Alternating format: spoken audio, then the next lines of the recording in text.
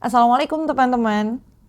Saya beberapa waktu kemarin ini sempat mengalami sebuah kejadian yang ya kurang mengenakan lah.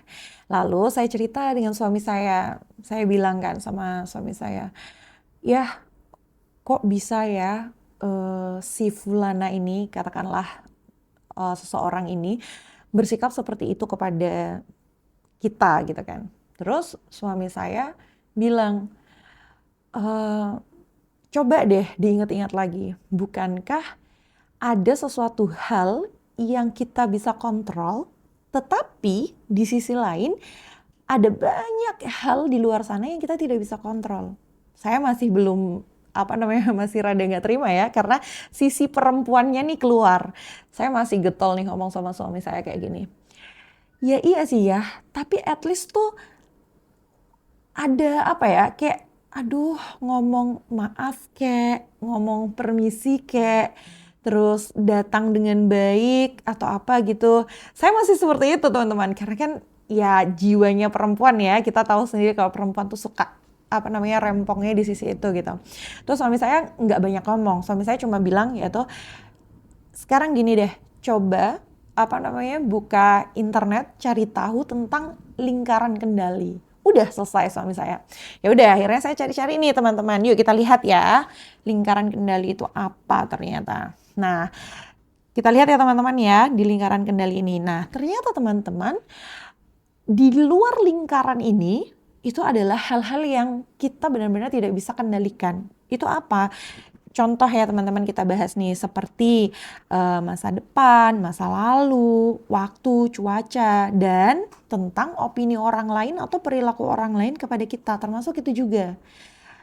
Jadi termasuk kalau misalkan apapun yang terjadi dengan kita, kayak kasus saya yang saya alamin itu, jadi kita nggak bisa kontrol, eh, kita nggak bisa nih kendalikan mereka bersikap seperti apa kepada kita. Tapi ada hal yang kita bisa kontrol, yaitu yang ada di dalam lingkaran kita, yaitu di dalam lingkaran ini teman-teman kita perhatikan.